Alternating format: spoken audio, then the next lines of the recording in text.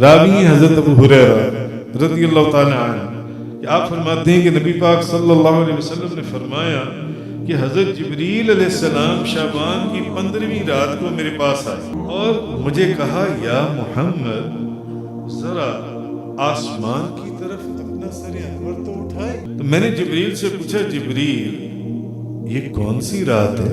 جبریل علیہ السلام نے فرمایا یہ وہ رات ہے جس میں اللہ تعالیٰ اپنی رحمت کے 300 دروازے کھول دیتا ہے اور اللہ تعالیٰ ان لوگوں کو بخش دیتا ہے صرف ماں سوائے ان لوگوں کے جو بندہ اللہ کے ساتھ کسی کو شریک نہ کرے. ایک جادوگر، دوسرا کہانت کرنے والا، شراب پینے والا، سود دینے والا، زانی، اس کو نہیں بخشتا. ہاں توبہ کر لیں تو ایک علیحدہ بات ہے.